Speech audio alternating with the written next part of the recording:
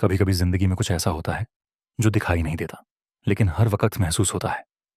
जैसे कोई अदृश्य बोझ जो दिल पर रखा है, सांसों पर भारी है और आंखों से आंसू बनकर बह जाना चाहता है।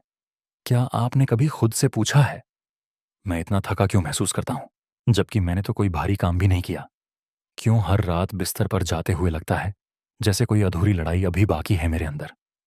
शायद ये कोई रिश्ता है जो टूट चुका है लेकिन दिल से गया नहीं, या कोई सपना है जो बिखर चुका है पर यादों में जिंदा है, या फिर वो खुद हम हैं जो हर दिन खुद से लड़ते हैं, खुद को साबित करने की कोशिश करते हैं। तो क्या वाकई ये बोझ बाहर का है, या हमने ही उसे अंदर संभाल कर रखा हुआ है? दोस्तों, आज से हम एक ऐसा सफर शुरू करने जा रहे हैं जहां आप धीरे धीरे इस बोझ को पहचानेंगे, उसे महसूस करेंगे और फिर उसे जाने देंगे, क्योंकि यही है द आर्ट ऑफ लेटिंग गो, छोड़ने की वो कला जो न सिर्फ आपको आजाद करती है बल्कि आपको दोबारा जीना सिखाती है। भाग एक, डर बनाम प्रेम की सोच। किताब का पहला और सबसे बुनियादी सिद्धांत, हम या तो डर से सोचते हैं या प्रेम से। सोचने का तरीका तय करता है हमारी जिंदगी की दिशा। हर इंसान हर रोज हजारों विचारों से गुजरता है। इनमें से अधिकतर विचार खुद ब खुद आते हैं, जैसे किसी पुराने रिकॉर्ड की तरह जो बार बार बजता है। अब सवाल यह है कि ये विचार किस आधार पर आते हैं? किताब का जवाब स्पष्ट है। हमारी सोच या तो डर से उपजती है या प्रेम से। जैसे अगर आप किसी रिश्ते में हैं और आपको लगता है कि सामने वाला छोड़ देगा, तो ये डर से सोच है। अगर आप खुद से कहते हैं कि मुझे खुद पर भरोसा है, अगर वो साथ रहे या न रहे मैं ठीक रहूंगा, तो यह प्रेम से सोच है। डर की सोच हमेशा सुरक्षा चाहता है, कंट्रोल चाहता है, स्थिरता चाहता है, लेकिन यह कभी संतुष्टि नहीं देता। प्रेम की सोच स्वीकार करती है, भरोसा रखती है और आजादी देती है, और यहीं से लेटिंग गो की असली शुरुआत होती है। डर के लक्षण। डर सिर्फ एक भाव नहीं है, ये कई नकाब पहनकर आता है। कंपैरिजन, तुलना। जब हम खुद की तुलना दूसरों से करते हैं तो ये हमारे डर को पोषण देता है। वो मुझसे बेहतर क्यों है, मेरी जिंदगी वैसी क्यों नहीं है? जेलसी, ईर्ष्या। हम दूसरों की सफलता देखकर खुद को छोटा महसूस करते हैं। यह भी डर है, डर कि हम पीछे रह जाएंगे। सेल्फ डाउट, आत्मसंदेह। क्या मैं इतना अच्छा हूं? क्या मुझसे ये होगा? हर सवाल डर की जड़ों से निकलता है। कंट्रोल, नियंत्रण की आदत। जब हम हर चीज को कंट्रोल करना चाहते हैं, लोगों को, परिणामों को, रिश्तों को, ये डर की सबसे बड़ी निशानी है। लेखिका कहती हैं, when you hold on from fear you create more suffering, when you release from love you create freedom. प्रेम आधारित सोच, एक्सेप्टेंस, ग्रैटिट्यूड, ट्रस्ट। अब बात करते हैं प्रेम से सोचने की। इसमें क्या होता है? एक्सेप्टेंस, स्वीकार्यता। हम खुद को, अपने फ्लॉज को, अपने हालात को स्वीकार करते हैं। ग्रैटिट्यूड, कृतज्ञता। प्रेम की सोच कहती है जो है वो बहुत है, ये अंदर की कमी को खत्म करती है। ट्रस्ट, भरोसा। जब हम प्रेम से सोचते हैं तो हम भविष्य के लिए भरोसा रखते हैं कि सब कुछ सही समय पर ठीक होगा। प्रेम से सोचने का मतलब यह नहीं कि सब कुछ अच्छा हो जाएगा, बल्कि इसका मतलब है कि हम अंदर से शांत रहेंगे, चाहे कुछ भी हो जाए। सोच का चुनाव हमारा अधिकार है। हर परिस्थिति में हमारे पास एक शक्ति होती है, विचार चुनने की शक्ति। हम चुन सकते हैं कि क्या हम प्रतिक्रिया देंगे या शांत रहेंगे, क्या हम खुद को दोष देंगे या माफ करेंगे, क्या हम हार मानेंगे या सीखेंगे। लेखक कहती हैं, thoughts are like clouds, you can let them pass or you can invite the storm. हर बार जब कोई विचार आपके मन में आता है, खुद से एक सवाल पूछिए, क्या यह विचार मुझे छोटा बना रहा है या बड़ा? अगर छोटा बना रहा है तो यह डर का विचार है, अगर बड़ा बना रहा है तो यह प्रेम का विचार है। व्यावहारिक अभ्यास, डर को पहचानना और प्रेम चुनना। अब बात करते हैं प्रैक्टिकल लेटिंग गो की। अभ्यास में यह काम ठीक से नहीं कर पाऊंगा। डर, मैं अपनी तरफ से पूरी कोशिश करूंगा। अभ्यास दो, एफर्मेशन प्रयोग करें। हर दिन एक एफर्मेशन दोहराएं, मैं डर को जाने देता हूं और प्रेम को अपनाता हूं। अभ्यास तीन, मेडिटेशन करें। 5 मिनट के लिए आंखें बंद करें, धीरे धीरे सांस लें, अपने मन में कहें, मैं प्रेम से सोच रहा हूं, डर को जाने दे रहा हूं। ये छोटे छोटे अभ्यास धीरे धीरे आपकी सोच की दिशा को बदल देंगे। निष्कर्ष, सोच की दिशा बदलिए, जीवन की दिशा बदल जाएगी। इस भाग का सबसे बड़ा संदेश है, letting go outside starts with letting go inside. जब हम डर आधारित सोच से आजाद होते हैं तो हमें न सिर्फ दूसरों से बल्कि खुद से भी जुड़ाव महसूस होता है। हम अपने रिश्तों में ज्यादा साफ, मजबूत और सहानुभूतिपूर्ण हो जाते हैं। हम अपने फैसले बिना डर, अपराध बोध या कंपैरिजन के लेते हैं। हम अंदर से हल्का और मुक्त महसूस करते हैं। लेटिंग गो सिर्फ कोई विचार नहीं है, यह हर दिन का अभ्यास है। और इस अभ्यास की पहली सीढ़ी है सोच में प्रेम को चुनना। भाग 2, आत्म स्वीकृति और आत्म मूल्य। खुद को जिस रूप में स्वीकार नहीं करते, वहीं से हमारी सारी तकलीफें जन्म लेती हैं। शुरुआत, हम अपने सबसे बड़े आलोचक क्यों हैं? हम बचपन से ही दुनिया से सीखते हैं, क्या अच्छा है, क्या बुरा, क्या स्वीकार्य है, क्या नहीं। धीरे धीरे ये बाहरी आवाजें हमारी अपनी आंतरिक आवाज बन जाती हैं, और एक समय के बाद हम दूसरों को नहीं, खुद को जज करने लगते हैं। मैं बहुत मोटा हूं, मुझे ये काम नहीं आता, मुझ में वो बात नहीं है, मैं दूसरों जैसा क्यों नहीं हूं। किताब का संदेश साफ है, जब तक हम खुद को उसी रूप में स्वीकार नहीं करते जैसे हम हैं, तब तक हम किसी को भी सच्चे रूप में नहीं अपना सकते। हमारे भीतर की आलोचना की आवाज डर से आती है, और जब हम खुद को प्रेम से देखने लगते हैं, वहीं से लेटिंग गो की असली शुरुआत होती है। लो सेल्फ वर्थ का असर जिंदगी के हर पहलू पर। लो सेल्फ वर्थ, कम आत्म मूल्य, कोई छोटी समस्या नहीं है, यह आपके पूरे जीवन को प्रभावित करता है। रिश्तों में जब आप खुद को कम मानते हैं, तो आप रिश्तों में खुद को ज्यादा झुकाते हैं। आप नकारात्मक व्यवहार सहते हैं, बाउंड्रीज तोड़ देते हैं। करियर में आप अपनी प्रतिभा पर शक करते हैं, मैं प्रमोशन के लायक नहीं, मुझसे ये नहीं होगा। आप खुद ही अपने सपनों से समझौता कर लेते हैं। मानसिक स्वास्थ्य में low self worth anxiety, guilt, shame और डिप्रेशन की ओर ले जाता है। लेखिका बताती हैं, you can't expect love and respect from others if you don't first give it to yourself. खुद से प्रेम कैसे करें? व्यवहारिक रूप से। यह किताब सिर्फ थ्योरी नहीं देती, व्यवहारिक उपाय भी सिखाती है। अपने इनर क्रिटिक की पहचान करें। वो कौन सी बातें हैं जो आप रोज खुद से कहते हैं? क्या वे प्रेरणा देती हैं या तोड़ती हैं? मैं बेकार हूं की जगह कहिए, मैं सीख रहा हूं। मैं कभी सफल नहीं हो पाऊंगा की जगह, मैं अपना बेस्ट दे रहा हूं। सेल्फ एक्सेप्टेंस जर्नल बनाएं। हर रात 3 बातें लिखिए जिन पर आपको खुद पर गर्व है, चाहे छोटी ही क्यों ना हो।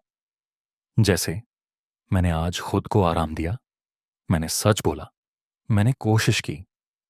खुद को इनफ मानना नई सोच की शुरुआत। लेखिका एक बेहद पावरफुल वाक्य बार बार दोहराती है, आई एम इनफ। ये छोटा सा वाक्य एक गहरी क्रांति है, क्योंकि आज की दुनिया में हम हमेशा किसी न किसी चीज के पीछे भागते हैं, और सुंदर दिखूं और कामयाब बनूं और अच्छा इंसान बनूं। पर सच तो यह है कि जब आप खुद को पर्याप्त मान लेते हैं, तभी आपके भीतर की शांति जागती है। खुद को इनफ मानने का मतलब यह नहीं कि आप परिपूर्ण हैं, बल्कि इसका अर्थ है कि आप अधूरे होकर भी प्रेम योग्य हैं। आत्म स्वीकृति का मतलब क्या नहीं है। यह जरूरी है कि हम यह भी समझें कि सेल्फ एक्सेप्टेंस का गलत मतलब ना निकाले जाएं। यह नहीं है कि आप अपनी गलतियों को नजरअंदाज करें, बल्कि यह है कि आप उन्हें दोष नहीं, सीख मानें। यह नहीं है कि आप किसी भी हाल में रहना स्वीकार कर लें, बल्कि यह है कि आप बदलाव की इच्छा रखें, बिना खुद से नफरत किए। यह नहीं है कि आप आत्मसंतुष्ट हो जाएं, बल्कि यह है कि आप ग्रोथ को अपनाएं, बिना खुद को कम समझे। लेटिंग गो का मतलब है आप खुद को उस बैगेज से आजाद करें जो आपने खुद ही अपने ऊपर लादा है। रोजाना की 3 सेल्फ वर्थ प्रैक्टिस। अभ्यास 1, अफर्मेशन मिरर वर्क। हर दिन आईने में देखिए और कहिए, मैं खुद को पूरी तरह स्वीकार करता हूं, मैं इस रूप में भी पर्याप्त हूं। अभ्यास 2, मैं योग्य हूं। एक लिस्ट बनाइए उन चीजों की जो आपने खुद के लिए की है। ये आपके योगदान है, आपकी मेहनत, आपकी अच्छाई। अभ्यास 3, अपनी छोटी उम्र के खुद को एक पत्र लिखिए, उसे वह प्रेम दीजिए जो शायद उसे कभी मिला ही नहीं। निष्कर्ष, खुद को अपनाइए, यहीं से मुक्ति शुरू होती है। इस भाग का अंतिम संदेश है, जैसे कोई फूल कभी यह नहीं सोचता कि वह सुंदर है या नहीं, वैसे ही हमें भी खुद को जज करना बंद करना होगा। जब आप खुद को गले लगाते हैं तो आपको दुनिया से वैलिडेशन की जरूरत नहीं रहती। लेटिंग गो का यह हिस्सा सबसे कठिन है, क्योंकि हमें खुद से टकराना होता है। लेकिन जब आप यह कर लेते हैं तो आप खुद को दोबारा पाते हैं। भाग 3, भावनात्मक विषहरण, emotional detox. Feel it to heal it. जब तक आप अपने दर्द को महसूस नहीं करेंगे तब तक आप खुद को ठीक नहीं कर सकते। भावनाएं जहर कब बन जाती हैं? हम सभी अपने जीवन में चोट खाते हैं, कभी शब्दों से, कभी मौन से, कभी अपने ही विचारों से। लेकिन जख्म तभी घाव बनते हैं जब हम उन्हें दबा देते हैं। हर वह भावना जो आपने रोकी है वह आपके अंदर जिंदा रहती है और धीरे धीरे जहर बन जाती है। गुस्सा जो आपने बाहर नहीं निकाला आज अंदर से आपको जला रहा है। दुख जो आपने जाहिर नहीं किया आज तनाव बनकर शरीर में उतर गया है। शर्म जो आपने छुपाई वह आज आत्मसंदेह बनकर खड़ी है। यही वह भावनात्मक जहर है जो हमें भीतर से खोखला कर देता है। क्यों हम अपनी भावनाओं को दबाते हैं? हमारे समाज ने हमें सिखाया है कि मर्द रोते नहीं, मजबूत बनो। भावनात्मक होना जो कमजोरी है। हम डरते हैं कि अगर हम अपनी भावनाओं को जाहिर करेंगे तो लोग जज करेंगे, हमें कमजोर समझा जाएगा या शायद हम टूट जाएंगे। इसलिए हम मुस्कुराते रहते हैं जबकि अंदर कुछ चटक रहा होता है।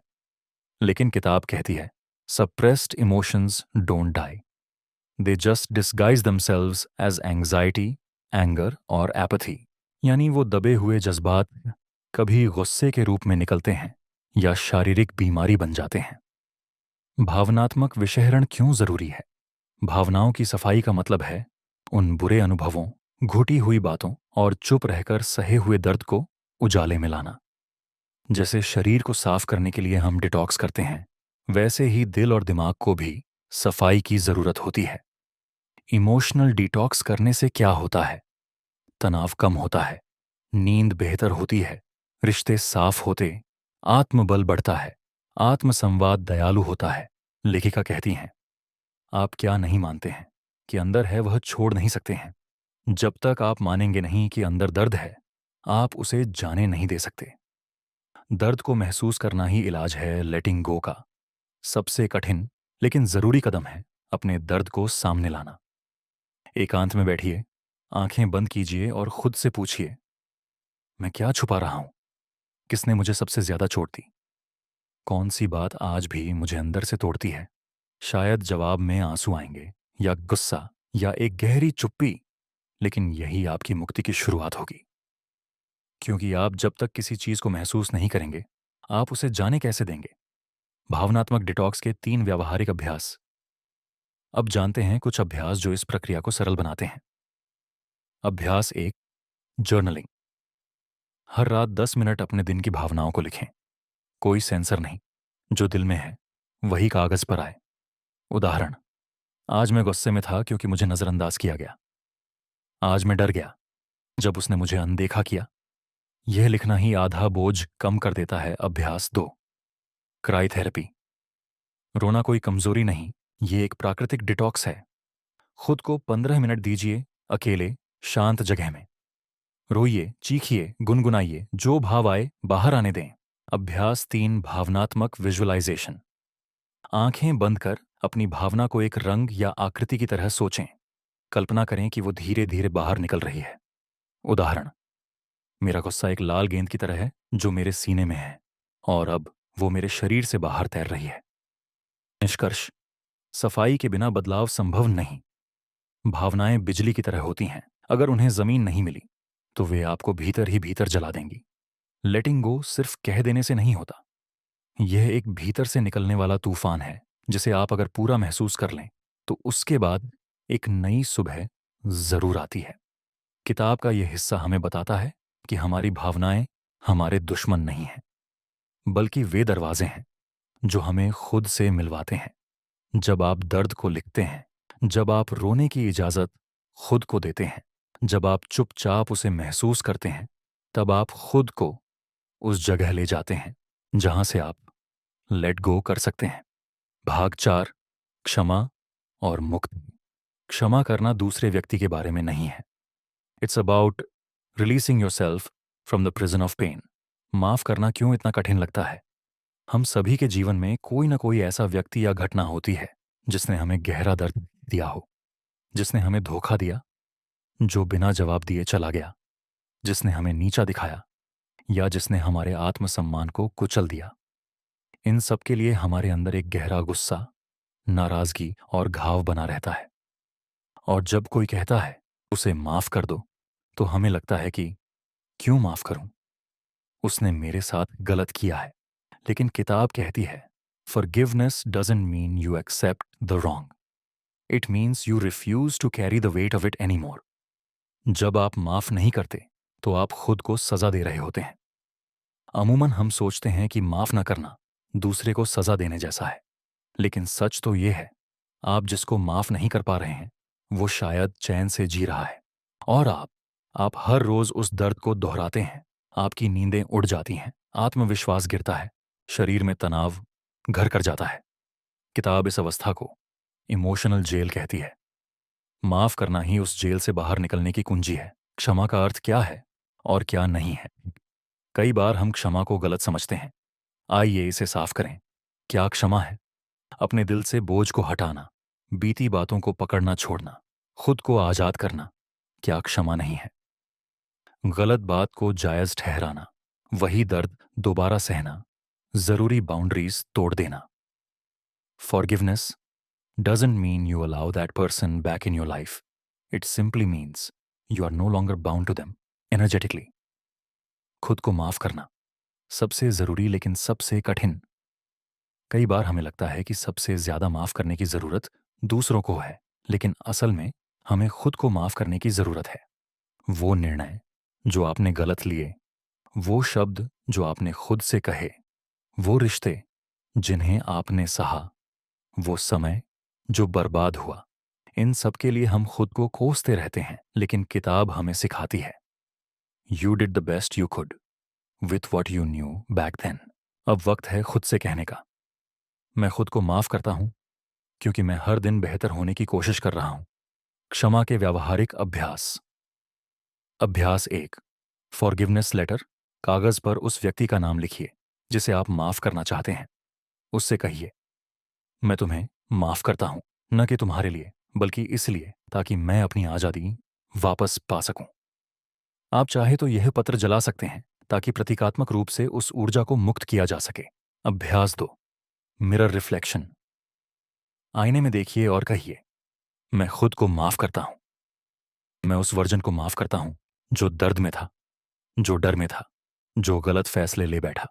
अभ्यास 3, गाइडेड फॉरगिवनेस मेडिटेशन। शांत जगह पर बैठें, उस व्यक्ति या खुद की छवि आंखों में लाएं, कहें, मैं तुम्हें जाने देता हूं, मैं खुद को मुक्त करता हूं। माफ करना जीवन बदल सकता है।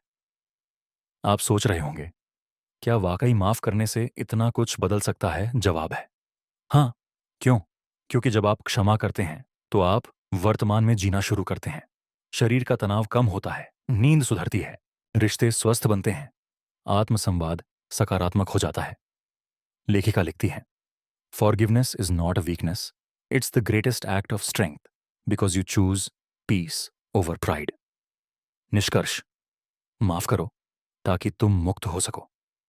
लेटिंग गो का यह हिस्सा शायद सबसे दर्दनाक है, लेकिन यही सबसे ज्यादा मुक्ति देने वाला है। जब आप माफ करते हैं तो आप अपने दिल को उस बोझ से आजाद करते हैं जो आपके वजूद को अंदर ही अंदर खा रहा होता है। तो अगली बार जब आपको लगे कि आप किसी को माफ नहीं कर सकते, तो खुद से बस इतना पूछिए, क्या मैं खुद को दर्द में रखना चाहता हूं या आजाद होना चाहता हूं? क्योंकि क्षमा कोई एहसान नहीं है, यह स्वयं के लिए उपहार है।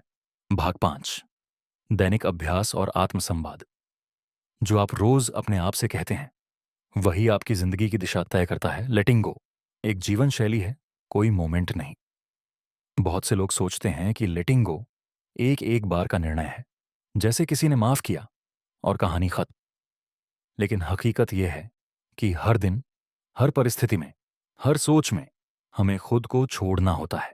सुबह जब हम उठते हैं, हमारा दिमाग रात की चिंता, गलतियों, बातों को दोहराने लगता है।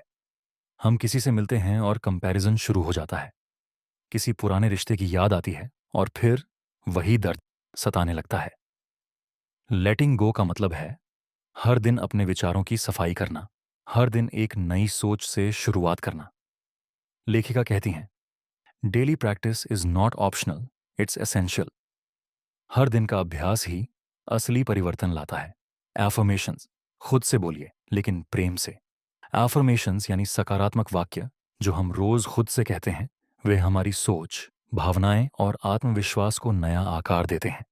लेकिन ध्यान रहे, एफर्मेशन केवल शब्द नहीं है, एफर्मेशन भाव है जो दिल से निकलने चाहिए। सही एफर्मेशन का चयन कैसे करें? जो आप अभी महसूस कर रहे हैं उसका उल्टा चुनें। अगर आप डर में हैं, मैं सुरक्षित हूं। अगर आप बेकार महसूस करते हैं, मैं पर्याप्त हूं। वर्तमान काल मैं है बोलें, मैं ठीक हो जाऊंगा की जगह कहिए, मैं ठीक हूं, मैं ठीक हो रहा हूं। उदाहरण के कुछ एफर्मेशंस। मैं हर दिन अपने पुराने दर्द को जाने दे रहा हूं।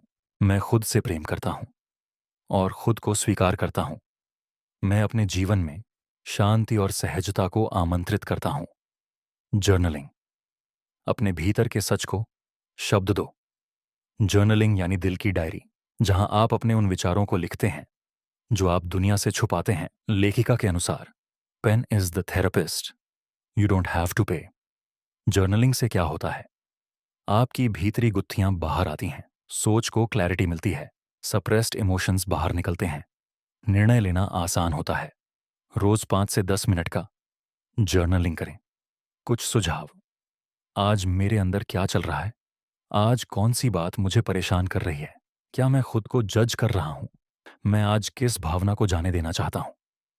माइंडफुलनेस रूटीन, अपने आप से जुड़ाव। माइंडफुलनेस का मतलब है हर पल को पूरी उपस्थिति से जीना। आजकल हमारी जिंदगी ऑटो पायलट पर चलती है। हम खाना खाते हैं और मोबाइल चलाते हैं। हम चल रहे होते हैं और दिमाग अगले काम में उलझा होता है। हम बात कर रहे होते हैं लेकिन ध्यान कहीं और होता है। माइंडफुलनेस इस सब को तोड़ता है। सुबह सुबह 5 मिनट शांत बैठिए, आंखें बंद करें, अपनी सांसों को महसूस करें। अपने शरीर में क्या महसूस हो रहा है उस पर ध्यान दें। इससे आप अपने विचारों को बेहतर समझ पाएंगे, भावनाओं को तुरंत पहचान सकेंगे, रिएक्ट करने से पहले रुकना सीखेंगे। लेटिंग गो के लिए प्रेजेंट मोमेंट अवेयरनेस बहुत जरूरी है। सेल्फ टॉक का टोन बदलें, यही असली मुक्ति है। हम हर दिन अपने आप से 50,000 से अधिक बातें करते हैं। अब सोचिए, अगर इन बातों का टोन ही नकारात्मक हो तो हम कैसा महसूस करेंगे? मैं कभी सही नहीं कर सकता, मेरे साथ ही ऐसा क्यों होता है, मैं बेवकूफ हूं, मुझसे कोई प्यार नहीं करता। ये सब इमोशनल सेल्फ हार्म है। किताब कहती है, अगर आप अपने सबसे अच्छे दोस्त से इस तरह बात नहीं करेंगे तो खुद से क्यों कर रहे हैं? अभ्यास, जब अगली बार नकारात्मक सेल्फ टॉक आए, उसे रोकिए और पूछिए, क्या मैं यह बात अपने किसी प्यारे दोस्त से कहूंगा? अगर जवाब नहीं है तो खुद से भी मत कहिए। लेटिंग गो तभी मुमकिन है जब आपका आत्मसंवाद दयालु, नम्र और समर्थक हो। निष्कर्ष, रोज थोड़ी थोड़ी सफाई से बनती है नई जिंदगी। इस पूरे भाग का सार है लेटिंग गो। कोई मंत्र नहीं, यह एक अभ्यास है। हर दिन जब आप उठते हैं, आपके पास एक मौका होता है बीते कल को जाने देने का, खुद को नया मौका देने का और प्रेम, शांति व संतुलन को चुनने का। लेटिंग गो का हर दिन का अभ्यास आपको धीरे धीरे उस इंसान में बदलता है जो अपने अतीत से आजाद है, अपने विचारों का मालिक है और खुद से प्रेम करता है। भाग 6, सीमाएं और शक्ति। जब आप खुद की रक्षा करना सीखते हैं, तब आप खुद से प्रेम करना शुरू करते हैं। सीमाएं बनाना स्वार्थ नहीं, आत्मसम्मान है। गाकिन, कई लोग सोचते हैं कि सीमाएं, बाउंड्रीज बनाना मतलब दूसरों से दूरी बनाना या खुदगर्ज होना। लेकिन किताब कहती है, boundaries aren't walls to keep people out, they're doors to show who's allowed in and how. सीमाएं आपकी आत्मा की सुरक्षा है, आपकी भावनाओं की ढाल है, आपकी शांति का कवच है। जब हम दूसरों की बातों, मांगों या उनकी नकारात्मक ऊर्जा को बिना सीमाओं के स्वीकार करते हैं, तो धीरे धीरे हमारी खुद की पहचान, ऊर्जा और खुशहाली कमजोर हो जाती है। अनहेल्थी बाउंड्रीज के लक्षण। चौक मजजो, यदि आप बार बार थकावट गुस्से या अपराध बोध से जूझते हैं तो हो सकता है आपके पास बाउंड्रीज की कमी हो। संकेत: ना, नहीं कह पाना, सबको खुश रखने की आदत, दूसरों के लिए अपनी ज़रूरतों की बलि देना, टॉक्सिक रिश्तों में खुद को फंसा हुआ पाना, गिल्ट में जीना कि मैं खुद को कैसे पहले रखूं। लेखिका बताती हैं, आप दूसरों की भावनाओं के लिए जिम्मेदार नहीं हैं जब आप अपनी सच्चाई का सम्मान करते हैं। आपका सच, आपकी प्राथमिकता, आपकी ऊर्जा, ये आपकी जिम्मेदारी है, दूसरों की असहजता नहीं। सीमाएं बनाना शक्ति की निशानी है। सीमाएं तय करने का मतलब होता है, मैं अपनी ऊर्जा को कहाँ खर्च करूं, ये मैं तय करूंगा। मैं किसे अपनी दुनिया में आने दूं, यह मेरी अनुमति पर होगा। मैं खुद को अनदेखा नहीं करूंगा सिर्फ इसलिए कि कोई और मुझसे खुश हो जाए। कुछ शक्तिशाली बाउंड्रीज: मैं अभी इस बातचीत के लिए तैयार नहीं हूं। मैं इस वक्त खुद पर ध्यान देना चाहता हूं। मैं आपकी भावना समझता हूं, लेकिन मैं इस निर्णय से सहमत नहीं हूं। मैं इसे अभी नहीं कर सकता, मुझे वक्त चाहिए। यह शब्दों में असर्टिवनेस लाता है और मन में शांति। डॉक्टर सीमा तोड़ने वालों को पहचानना सीखें। हर किसी को आपकी सीमाओं का सम्मान नहीं होगा, और यही वह मोड़ होता है जहां आपको लेटिंग गो की सच्ची परीक्षा देनी होती है। कुछ लोग जो आपकी सीमाओं का उल्लंघन करते हैं, जो बार बार आपके ना को अनदेखा करते हैं, जो आपको गिल्ट ट्रिप करते हैं, जो आपकी सीमाओं का मजाक उड़ाते हैं, जो आपकी स्पेस को इन्वेजन समझते हैं। लेखिका कहती हैं, the ones who get angry when you set boundaries are the ones who benefited when you had none. यानी जो लोग आपके बिना बाउंड्रीज के आपको इस्तेमाल कर रहे थे, वही लोग आपकी नई शक्ति से सबसे ज्यादा नाराज होंगे। अभ्यास: अपनी सीमाएं कैसे तय करें और लागू करें। अभ्यास 1: बाउंड्री मैप बनाएं। 3 कैटेगरी में लोगों को बांटें: वो जो आपकी सीमाओं का सम्मान करते हैं, वो जो आपकी सीमाओं को टेस्ट करते हैं, वो जो बार बार उन्हें तोड़ते हैं। अब तय करें किन्हें प्रॉक्सिमिटी दें और किन से इमोशनल डिस्टेंस बनाएं। अभ्यास 2: हाँ नहीं का सच। हर बार जब कोई आपसे कुछ मांगे, खुद से पूछें, क्या मैं सच में यह करना चाहता हूं या सिर्फ गिल्ट या डर से हाँ कह रहा हूं। अभ्यास 3: ऊर्जा जांच। हर दिन अंत में खुद से पूछें, आज मेरी ऊर्जा कहाँ सबसे ज्यादा गई? क्या वो उस जगह पर गई थी जहां मेरी खुशी थी? अगर नहीं, तो अगली बार वहां सीमा तय करें। निष्कर्ष: आपकी ऊर्जा की रक्षा करना आपकी जिम्मेदारी है। लेटिंग गो सिर्फ अतीत छोड़ने का नाम नहीं, बल्कि उन आदतों और लोगों को छोड़ना भी है जो आपकी ऊर्जा को निगलते हैं। सीमाएं बनाना आत्मसम्मान है, आत्म प्रेम है, आत्म सुरक्षा है।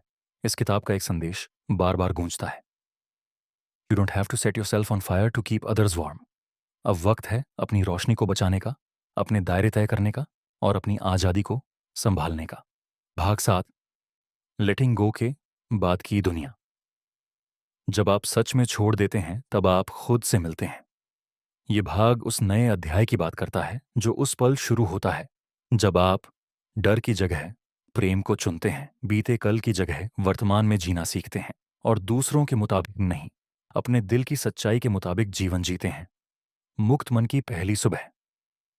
आप कल्पना कीजिए, एक सुबह जब आप उठें और आपके अंदर कोई भारी बोझ ना हो, कोई अपराध बोध नहीं, कोई पिछली बहस की कसक नहीं, ना कोई रिश्ते में खुद को साबित करने की थकावट। बस एक शांति हो, एक कोमल स्वीकार्यता कि मैं जैसा हूं ठीक हूं। यह वही सुबह होती है जो लेटिंग गो के बाद आती है, जहां आप अपने अतीत को देखकर दर्द नहीं, कृतज्ञता महसूस करते हैं। आप अपने फैसलों को पछतावे से नहीं, सीख से देखते हैं, और सबसे बढ़कर आप अपने आप को प्यार करना सीख जाते हैं। लेखिका कहती हैं, peace is the new success and self love is the new currency. भावनात्मक स्वतंत्रता की असली परिभाषा। लेटिंग गो के बाद जो बदलाव आता है, वह केवल बाहर नहीं होता, बल्कि वह भीतर से जीवन को पुनर्निर्मित करता है। आप अब प्रतिक्रिया नहीं करते, बल्कि प्रतिक्रिया के पहले ठहरते हैं। रिश्तों में खो नहीं जाते, बल्कि स्वयं को बनाए रखते हैं। दुनिया को दोष नहीं देते, बल्कि अपनी जिम्मेदारी लेते हैं। तकलीफ से डरते नहीं, बल्कि उसे जीवन का हिस्सा मानते हैं। लेटिंग गो के बाद आप एक गवाही बन जाते हैं। आप अपनी भावनाओं को देखते हैं, महसूस करते हैं, लेकिन उनसे बंधते नहीं। आप जानते हैं कि मैं भावना हूं, पर केवल भावना नहीं हूं। मैं अतीत हूं, पर केवल वही नहीं हूं। मैं अनुभव हूं, पर अनंत भी हूं। आपका नया आत्म, रीसेट, रियल और रेडिएंट। अब बात करते हैं उस नए यू की, जो लेटिंग गो के बाद जन्म लेता है। वो आप जो न किसी से तुलना करता है, न किसी से डरता है, जो अपनी सीमाओं को आदर के साथ तय करता है, जो हर दिन ग्रेटिट्यूड में जीता है, और जो अब परफेक्ट नहीं बल्कि प्रेजेंट होना चुनता है। इस आत्म की आवाज कुछ ऐसी होती है: मैं पूरा हूं, मुझे किसी को साबित करने की जरूरत नहीं। मैं जो हूं उसी में संपूर्ण हूं। आपके भीतर की ऊर्जा अब रोकने वाली नहीं, बल्कि बहने वाली बन जाती है। अब जीवन एक प्रयास नहीं, एक प्रवाह है ऐशारे। लेटिंग गो के बाद जीवन अब किसी रेस की तरह नहीं लगता। अब जीवन एक फ्लो बन जाता है। आप जीवन को कंट्रोल नहीं करना चाहते, अब आप उसे ट्रस्ट करते हैं। आपको पता होता है, कुछ लोग जाएंगे ताकि बेहतर लोग आ सकें, कुछ मौके छूटेंगे ताकि बेहतर रास्ते खुल सकें, कुछ बातें अधूरी रहेंगी ताकि आप खुद को पूरा कर सकें। आप अब हर अनुभव को स्वीकार करना सीख जाते हैं, बिना सवाल, बिना शिकायत।